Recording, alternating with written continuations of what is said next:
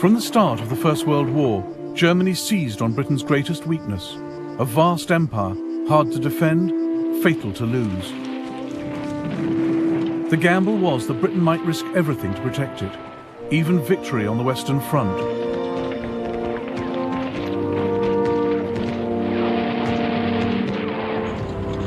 War for Europe meant war for the world.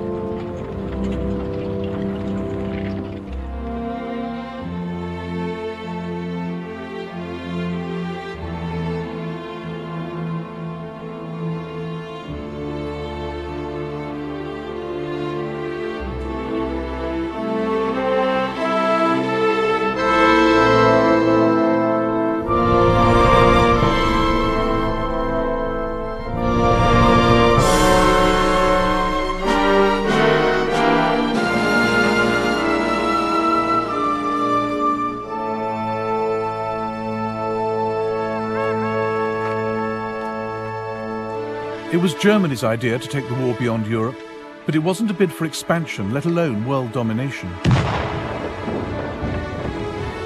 The aim was to take the pressure off her armies in Europe by attacking the British Empire, hoping to divert Britain's troops, ships and resources to defend distant colonies.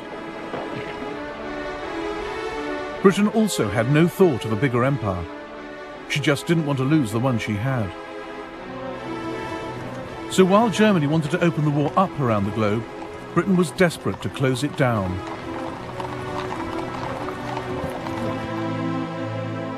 Maurice Hankey, Secretary of the Committee of Imperial Defence, realised the empire was Britain's Achilles heel and warned against letting Germany use it to distract Britain from her war effort. Forces must not be diverted to minor operations, to the prejudice of the concentration in the main theatre and the safety of the trade routes.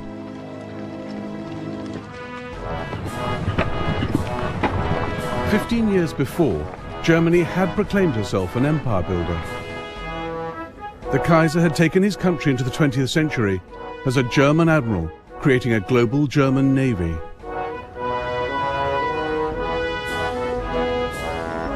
Weltpolitik was the big idea, a policy of overseas imperialism, the brainchild of his foreign secretary, Bernhard von Bülow. The days when the Germans left the earth to one neighbour, the sea to another, and kept only the heavens for themselves are over. We don't want to put anyone in the shade, but we too demand our place in the sun. Germany had come late to the game of empires, but by 1900 she had Togoland, Cameroon, German Southwest Africa, now Namibia, and German East Africa, now Tanzania. Her flag flew over patches in the Pacific, New Guinea, Samoa, and Micronesia. She had a vital toehold in China, at Tsingtao, where she recoaled her ships and brewed beer. Grand Admiral Alfred von Tirpitz saw this as just the start. We are now standing only at the beginning of a new division of the globe.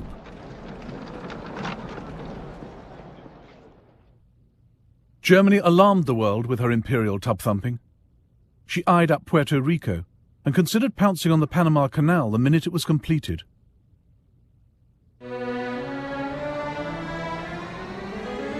But the boldest of all the Kaiser's schemes was Operational Plan 3. The East Coast is the heart of the United States, and this is where she is most vulnerable. New York will panic at the prospect of bombardment. By hitting her here, we can force America to negotiate.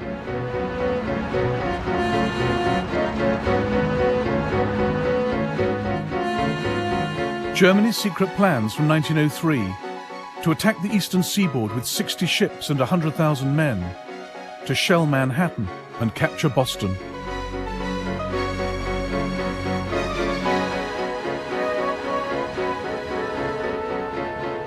The outlandish scheme was driven by the Kaiser's resentment of America's growing power in the Pacific.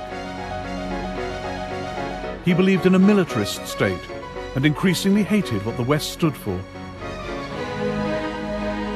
Service to mammon, greed, self-indulgence, land-grabbing, lying, treachery, and not least murder.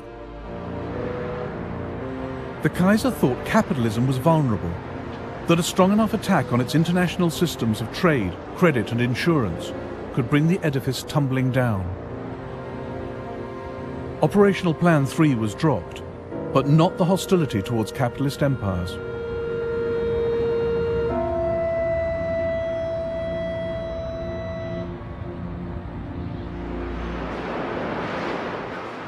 By 1912, Germany had traded in Weltpolitik for a more realistic policy.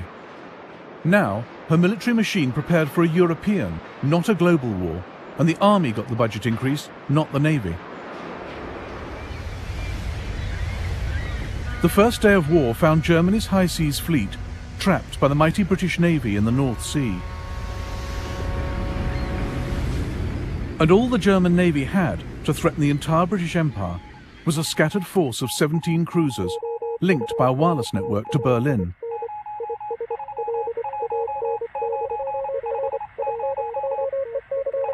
There was the Königsberg off East Africa, the Goeben and the Breslau in the Mediterranean, the Dresden and the Karlsruhe in the West Indies, the Leipzig off the west coast of America. But the greatest concentration of cruisers was Admiral Graf von Spee's powerful East Asiatic Squadron, based at Tsingtao in China.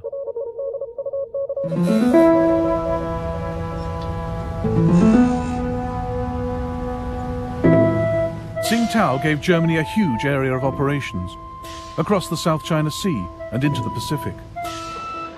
Seizing it would cut the squadron's lifeline. Britain saw the urgency, but lacked the resources. So, 2 days into the war, she turned to her ally Japan.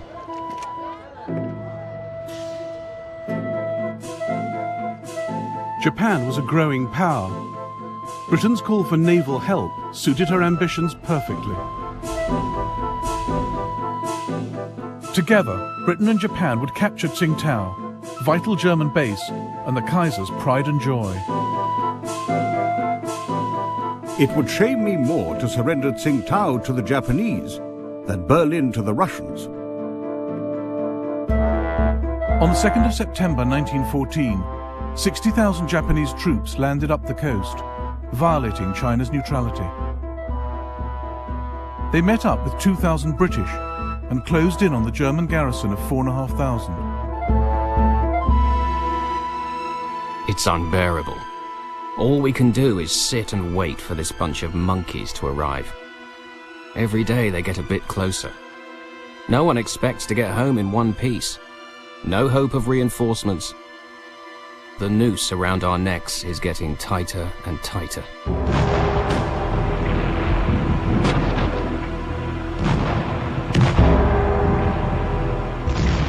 For a solid week, the Japanese battered Tsingtao.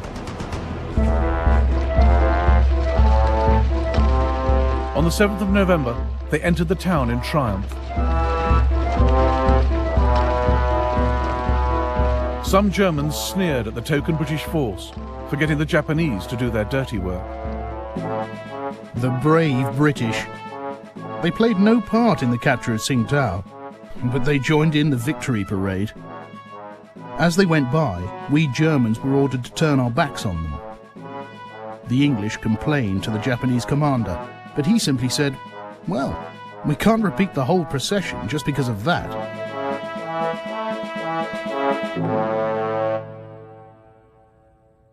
The capture of Tsingtao gave Japan a launch pad to pursue her empire building. Within weeks, she demanded territory and trading rights from China.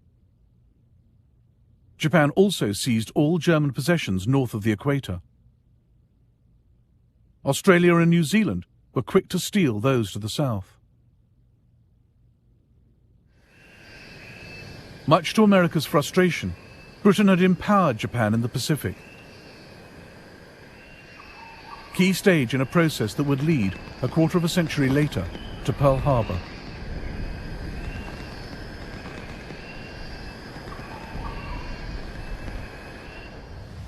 Germany's loss of Tsingtao, far from neutralizing Spee's squadron, ensured its destructive power would be felt around the globe.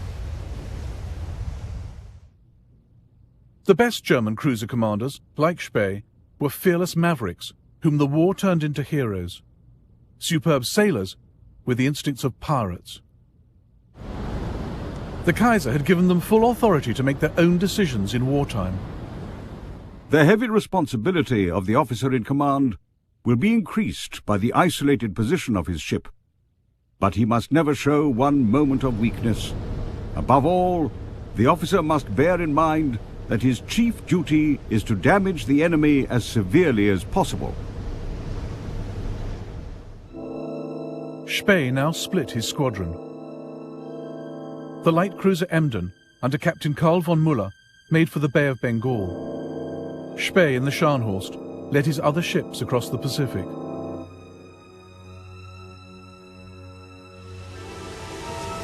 I'm quite homeless. I cannot reach Germany. I must plough the seas of the world, doing as much mischief as I can. At the Admiralty in London, Winston Churchill fretted about where Spee would show up next.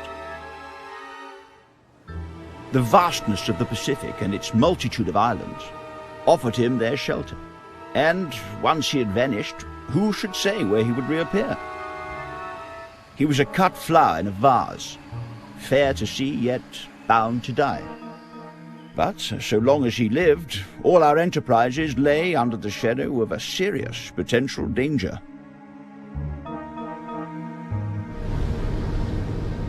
Spee had a constant worry. Cruisers needed coal every 8 or 9 days or they'd be dead in the water. He made for neutral Chile, where he had coal waiting for him.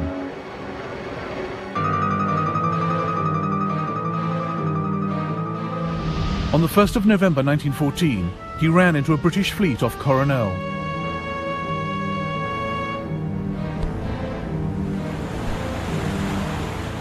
The battle which followed inspired a post-war feature film. The British commander was Admiral Sir Christopher Cradock, under orders from London. It appears that Gneisenau and Scharnhorst are working across to South America. Be prepared to meet them in company. Cradock had one ship that could outgun Spee's fleet, but she was slow and had been left behind. Now Cradock raced towards enemy ships better armed than his. He had ignored his own rule of thumb.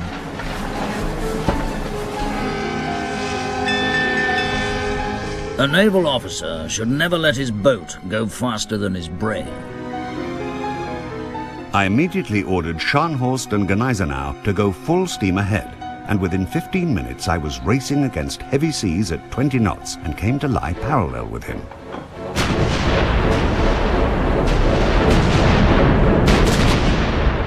Cradock's ships were no match for Spee's. Good Hope and Monmouth were obviously in distress. Monmouth yawed off to starboard, burning furiously. There was a terrible explosion on Good Hope between her mainmast and her afterfunnel. The gust of flames reached a height of over 200 feet, lighting up a cloud of debris that was flung still higher in the air.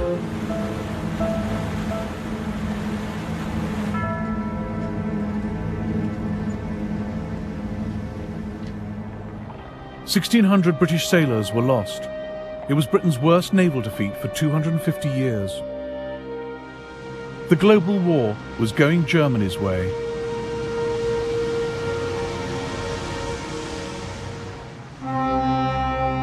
It is only when you get to see and realize what India is, that she is the strength and the greatness of England.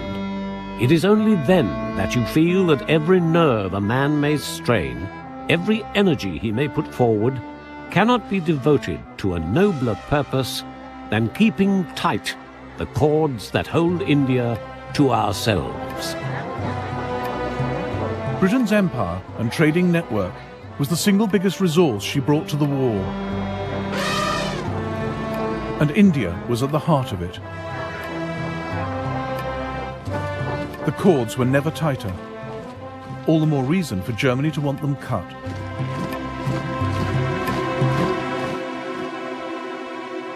These slender lines on the map were now the focus of intense study in the British and German admiralties, in the chart rooms of warships. Fingers traced the vital shipping lanes, through the Suez Canal, around South Africa's Cape. Minds pondered how to protect them, how to sever them. And one of the sharpest minds was on the bridge of the German cruiser Emden. A month after she left Admiral Spee's squadron, Captain Karl von Müller steered her into the Bay of Bengal. In 1932, the Germans made a feature film about his odyssey.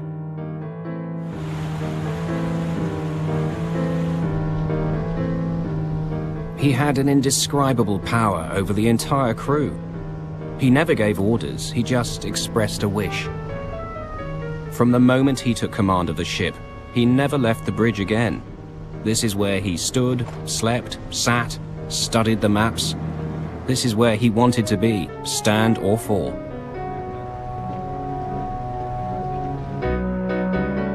The Emden sometimes rigged a dummy funnel to look like a British cruiser.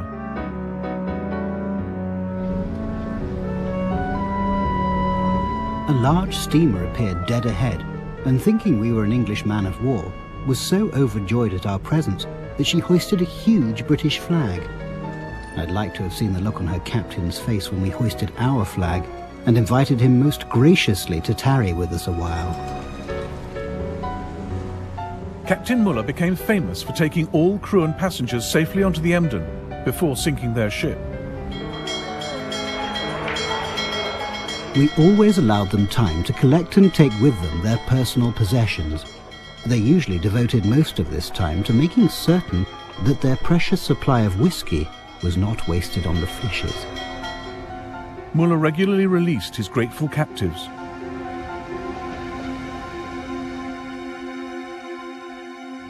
Such was the Emden's impact that the British Admiralty later drew up this chart to track her movements. Müller even had the audacity to steam into the Indian port of Madras, as a crew member recorded in his diary. 22nd of September 1914, 9:30 p.m. The Emden sneaks closer, then fires 125 shots. Some hit boats in the harbour. Huge columns of fire rise above the oil tanks. The coastal defences open fire, but they all fall short. 23rd of September.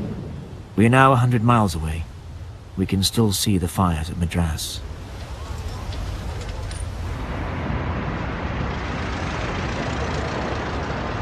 In the City of London, freight rates and shipping insurance rocketed. At one point, the entire British trade fleet in the Bay of Bengal was kept in harbour rather than fall prey to dashing Captain Müller. Germany's rogue cruisers were starting to harm Britain's war effort. 3 transports are delayed in Calcutta through fear of Emden. This involves delaying transport of artillery and cavalry. The Cabinet took a strong view. The extirpation of these pests is a most important subject. While the Emden ran the British ragged at one end of the Indian Ocean, 25 Royal Navy warships hunted the cruiser Königsberg at the other, off the coast of Germany's East African colony. She had raided Zanzibar and sunk a British light cruiser from her secret hideout in the Rufiji Delta. The frustrated British decided to strangle all her possible bases, starting with the port of Tanga.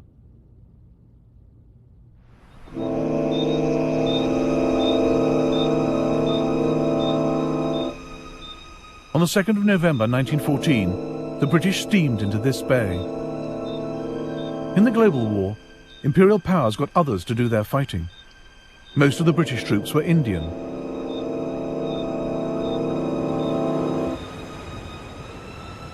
Their arrival was closely watched by Thomas Planton, a 16-year-old African fighting for the Germans.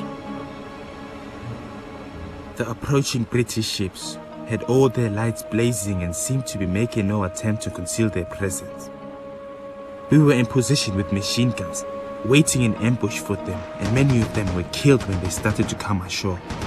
A lot of them were killed before they even got out of the water.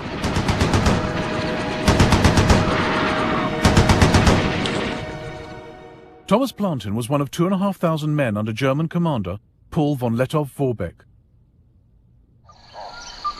The British thought taking Tanga would be a pushover, but they reckoned without Lettow. He was a professional Prussian soldier, hard as nails, charismatic. Von Lettow was a remarkable soldier, but stubborn and single-minded to a degree I have fortunately never experienced before. His most remarkable quality was the reckless energy with which he pursued his goals. This was often covered up by his persuasive charm, which he could switch on if he wanted to. On the ship to Africa, von Lettow had met Karen Blixen, who would later write Out of Africa. He clearly turned on the charm for her. A German officer, von Lettow, who belongs to a very old Mecklenburger family, has been such a friend to me. You should hear how they talk about him out here, as the greatest genius of the age. Despite losing men during the landing, the British now threatened Tanga. Governor Schnee ordered Lettow to evacuate the town, rather than see it destroyed. But Lettow had come to Africa to fight. It was crucial to prevent the enemy from gaining a foothold in Tanga, thus giving him a base from which to advance north. I couldn't let the governor's order to spare Tanga take precedence over this priority. Lettow wrecked the British positions himself, on his bicycle. He also called in reinforcements. 3 companies of German troops came by rail to Tanga. Here, on the 4th of November 1914, they met the British Indian soldiers, raw and poorly trained.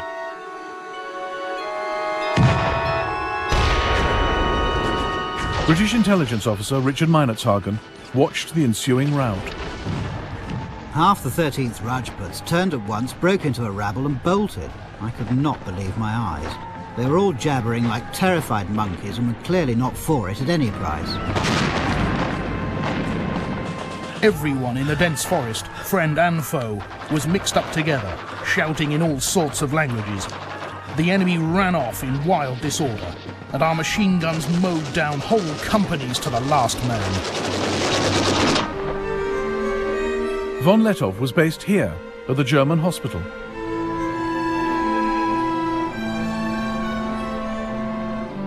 After 2 days of heavy fighting, the British sent Richard Meinertzhagen to negotiate a surrender.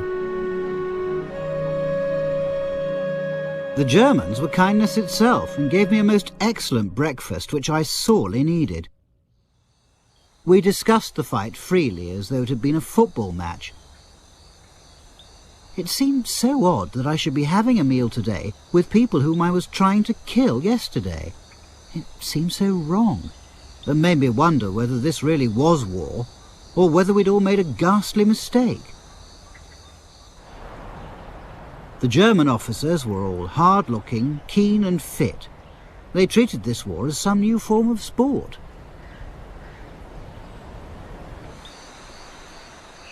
The British failed to take Tanga and suffered 700 casualties. Lettow lost just 65. Germany hailed him as a hero. A German David is fighting alone against the British Goliath in Africa. If we cannot fight by his side, at least we must make sure that he is well supplied with shot for his sling. But the British blockade of Germany prevented reinforcements reaching Lettow. Further east, across the Indian Ocean, Muller was still causing havoc. He'd sunk 2 warships and captured 23 merchant ships. On the 9th of November 1914, the Emden anchored at the Cocos Islands to destroy the British wireless station. But the radio operator spotted the Emden's bogus 4th funnel and put out a call for help. The Australian cruiser Sydney picked up the message and ended the Emden's maverick career.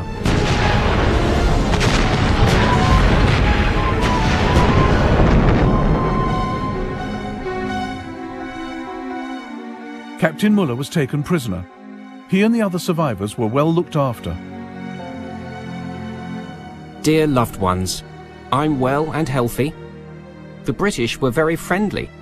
They took loads of photos of us and asked for our addresses to send us the snaps. Yours, Walter.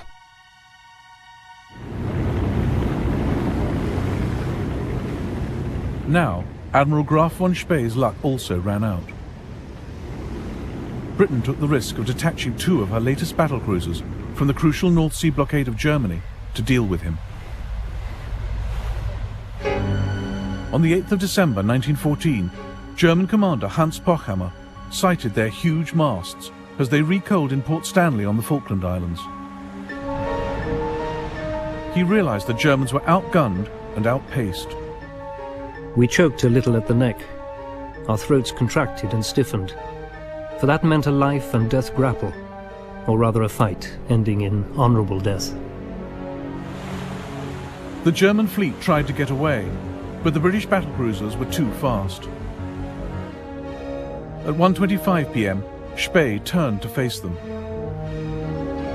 But the British were careful to stay out of range of his guns, firing their own from 16,000 yards.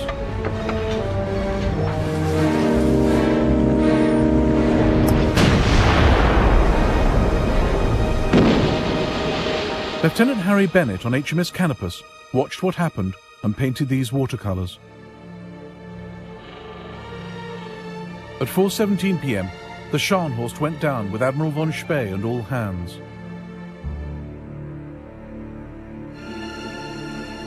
At 6:02 p.m, the Gneisenau sank with most of its crew, including Spee's younger son Heinrich. His other son Otto was on the doomed Nuremberg. The sight was one of fearful awe. She turned over and sank with a graceful gliding motion, as would a tumbler pressed over in a bowl of water.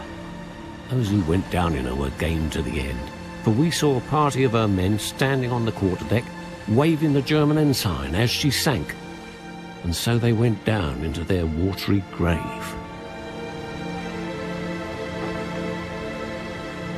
The Battle of the Falklands heralded the end of Germany's cruiser campaign. Her global war would increasingly have to be fought on land. Again, her commanders would stretch slim resources to lead the British Empire a dance.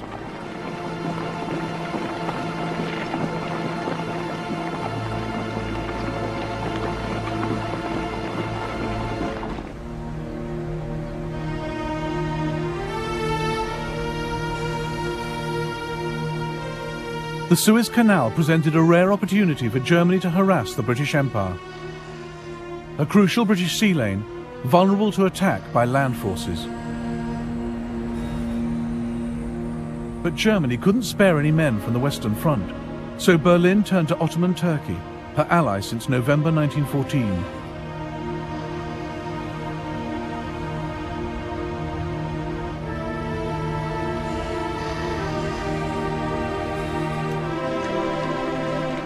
The Turkish Fourth Army was stationed in Palestine, just 150 miles from the Suez Canal.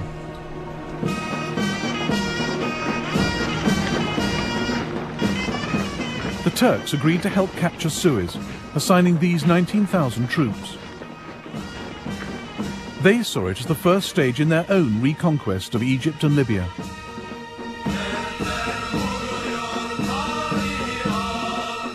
We marched at night and only by moonlight.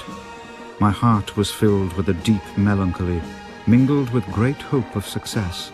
At the sound of the song, the red flag flies over Cairo, to the accompaniment of which the advancing battalions forged ahead over the endless waste of desert, feebly illuminated by the pale gleam of the waxing moon. The Turks had to transport howitzers, floating pontoons, food and water across the Sinai Desert, and didn't lose a single man. In the early hours of the 3rd of February 1915, they reached the Suez Canal. The German colonel who had planned the operation now watched it go horribly wrong. A sentry noticed our attack and fired. The shots created panic. The English then blasted the banks with machine gun fire.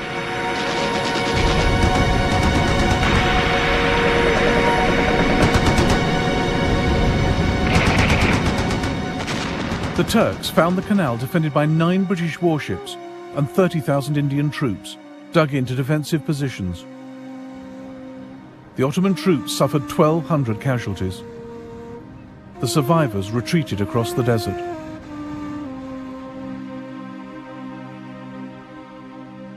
The attack had failed, but Africa was now a battleground in Germany's global war. She had 3 bases of operations: the Cameroons, Germany East Africa, where Letov was still at large, and German Southwest Africa with its ports and wireless stations. Luckily for Britain, she had a colony right next door. Unluckily, it was the one whose loyalty she could least rely on.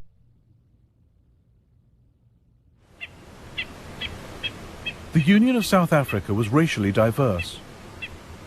Blacks, Boers, and British settlers. Just 15 years before, Britain had fought a long, bloody war against the Boers. Many still had little love for Britain. Their loyalty could not be counted on. As one commander told South Africa's Prime Minister, Louis Botha, "My men are ready. Whom do we fight? The English or the Germans?" But South Africa was ideally situated to launch an attack on German Southwest Africa. British Colonial Secretary Lewis Harcourt took the gamble. If your ministers desire and feel themselves able to seize such part of German Southwest Africa as will give them the command of the wireless stations there, we should feel this was a great and urgent imperial service. South Africa's government readily agreed because it had many imperial ambitions of its own. It wanted to seize German Southwest for itself.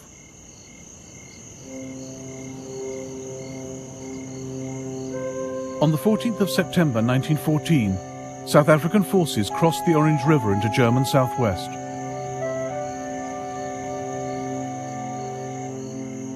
But the Germans were one jump ahead, as the South Africans found out when they paused at the watering hole of Sandfontein.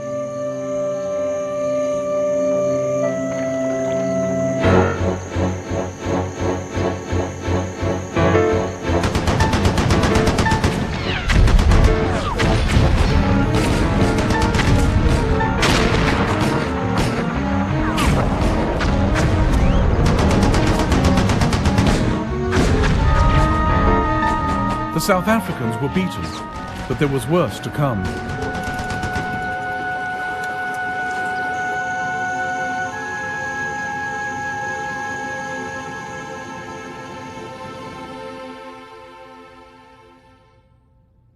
Part of South Africa now rose up in armed rebellion. Commanding the forces in the Northern Cape was Manie Maritz. Fearless and uncompromising, Maritz had fought a vicious guerrilla campaign against Britain in the Boer War. His sympathies lay entirely with Germany. I received a telegram ordering me to take a large commando into German Southwest Africa. I was determined not to fight on behalf of the British Empire, and my officers and troops were in full accord with me. In October 1914, Manie Maritz crossed the Orange River into German territory at Squeet Drift to enlist German support.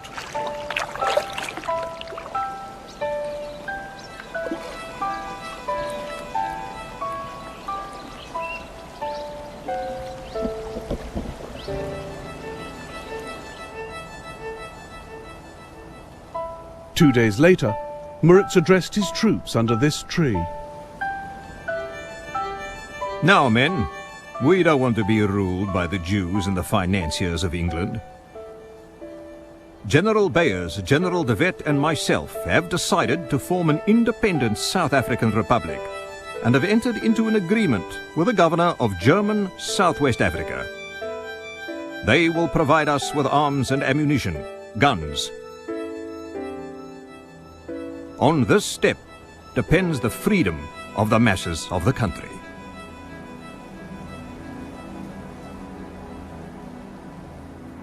Britain's request for help had brought her dominion to the brink of civil war. In London, the Colonial Secretary Lewis Harcourt feared the breakup of the Union of South Africa. He secretly ordered 30,000 Australian soldiers diverted to the Cape to smother the rebellion. Safety of the Union is first and paramount consideration. We attach no importance to German Southwest Africa in comparison. The Australians weren't needed. In the winter of 1914, the loyal South Africans defeated the Boer rebels. This is rare film of 50 of them being led to trial in Cape Town, but they never caught Mani Moritz. By July 1915, South Africa cornered the Germans, forced their surrender, and annexed their colony. And Britain had more work for South Africa, north this time, to deal once and for all with von Lettow. London turned to South Africa's defence minister to lead the campaign, Jannie Smuts. Smuts too had fought in the Boer War, but was now passionately pro-British. More a statesman than a soldier, Smuts made an indifferent general of conventional forces. And he was up against Lettow. British officer Richard Meinertzhagen was now Smuts's intelligence officer. Smuts is quite determined to avoid a stand-up fight. He told me he could not afford to go back to South Africa with the nickname Butcher Smuts. If von Lettow is clever and Smuts not clever enough, there's going to be trouble. Lettow was clever. Here, at his headquarters at Moshi railway station, he thought through the idea of depriving Britain of manpower in Europe by opening up the war in Africa. The question was, could we, with our small forces, prevent considerable numbers of the enemy from intervening in Europe, or inflict substantial damage on their armaments and troops? I strongly believed that we could.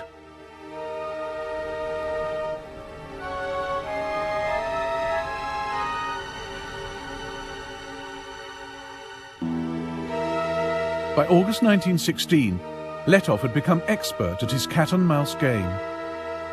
Von Lettow is slippery and is not going to be caught by manoeuvre. He knows the country better than we do. I think we're in for an expensive hide-and-seek, and von Lettow will still be cuckooing somewhere in tropical Africa when the ceasefire goes. Smuts has cost Britain many hundreds of lives and many millions of pounds.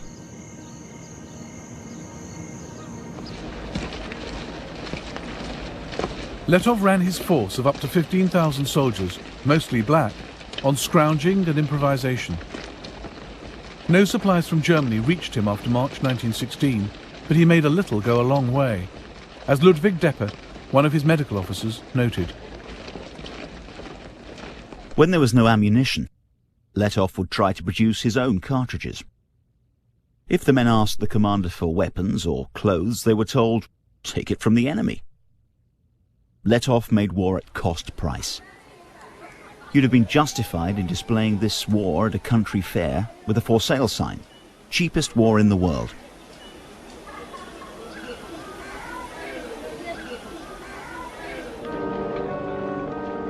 Jannie Smuts had 5 times Lettow's force and resources to match.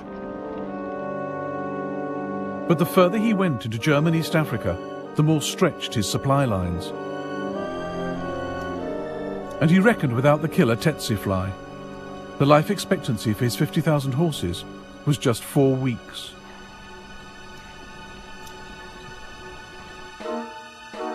Torrential rain, mud, dust and boiling heat further slowed his progress. Intelligence was sketchy, maps inadequate. Telephone cable often had to be raised to 8 meters to avoid damage by giraffes. Thus is like warfare of bygone days. We come along where no road had ever been, where probably white man had never trod before. The river is in flood and we can't get across. On the other side, the German patrols are watching us, but the crocodile hold the peace between us very successfully.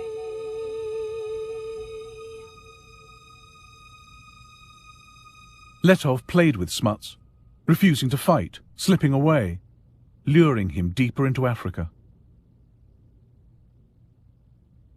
As they went, they spread the war's grief and destruction, dragging in more and more of the people of Africa.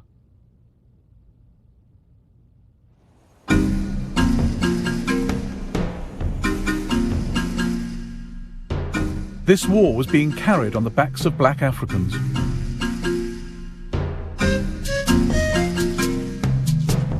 For the Letov campaign alone, the British recruited over 1 million black porters. 1 in 5 died from malnutrition and disease, death rates comparable with those on the Western Front. They endured their ordeal quietly. They only had duties and hardly any rights. They tumbled into the splashing mud with their heavy loads and were then ruthlessly forced to move on and catch up.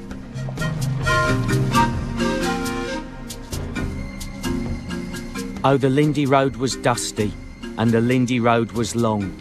But the chap what did the hardest graft, who could not do but wrong, was the Cavarondo porter, with his Cavarondo song. It was, "Come here, porter." It was, "Amera, here, git." And Amera didn't grumble. He simply did his bit.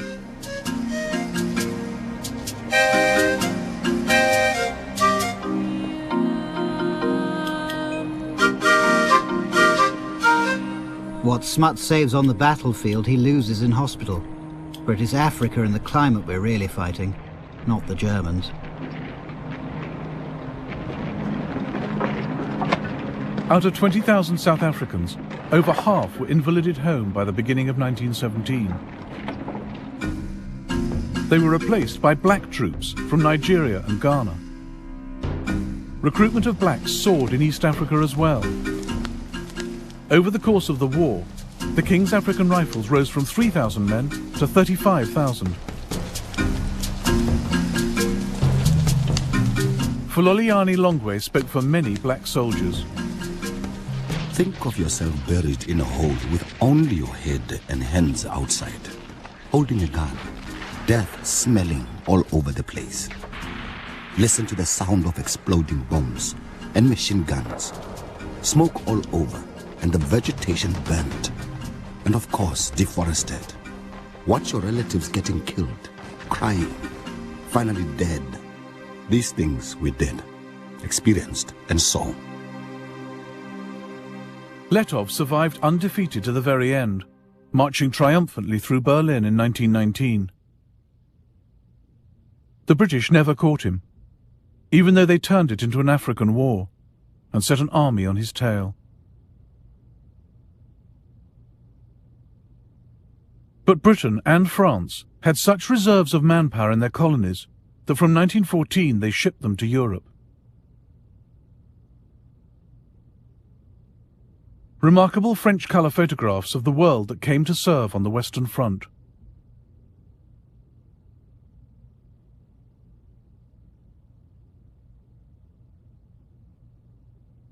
French General Charles Mangin had calculated that France could raise up to 300,000 from her empire for Europe. No one believed him. But in fact, they mobilized double that number.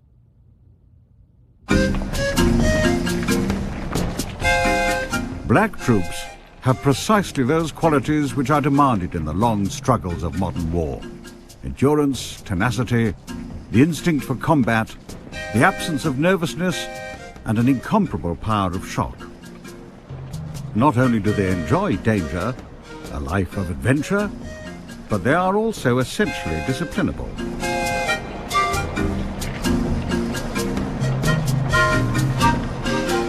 People started hiding and running away from the camp. There were all kinds of illnesses, even psychological illness. People didn't know where they were going or even why they were fighting. There were rumors that we would never come back, that we are going to be sold as slaves.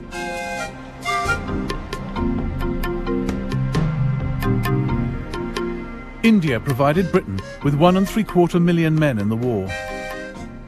They'd been thrown into some of the toughest fighting from the start.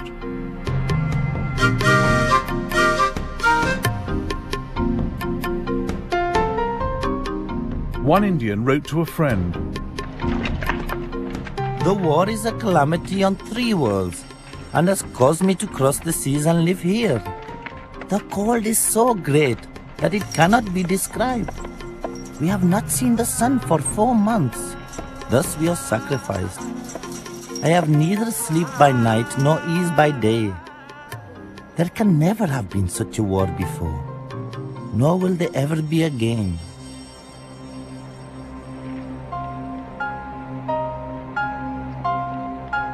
Some men, like Jason Jingo, used to the habitual racism of colonial rule, returned home with greater self-esteem.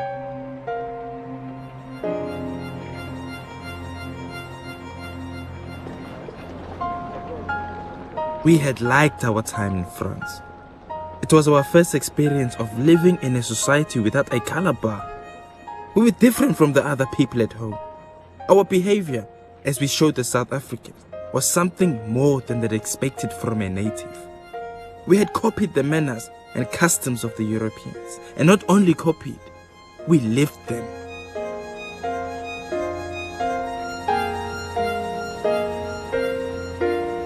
But it wasn't the same Africa Jason Jingo and the other survivors came back to after the war.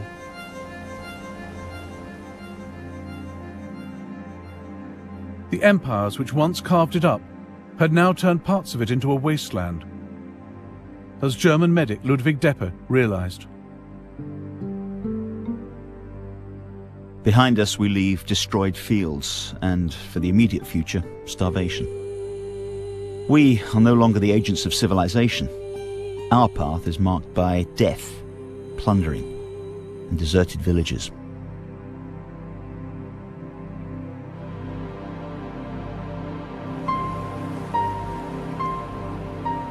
It would be years before African nationalism took off, but a few had begun the journey. In 1914, John Chilembwe challenged the basis of the war and Africa's place in it. And his words would haunt colonial officials for years to come. Let the rich men, bankers, titled men, storekeepers, farmers, and landlords go to war and get shot. Instead, the poor Africans who have nothing to own in this present world, who in death leave only a long line of widows and orphans in utter want and dire distress, are invited to die for a cause which is not theirs.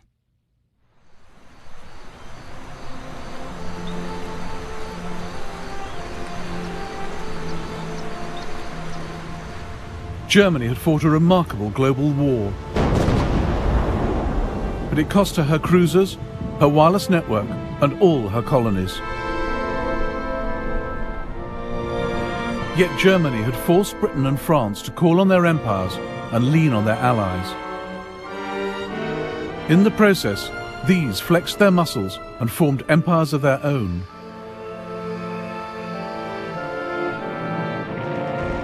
The First World War saw the last scramble for Africa.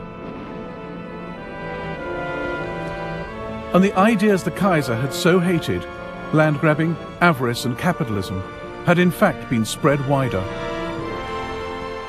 For the moment, imperialism looked more successful than it had ever been.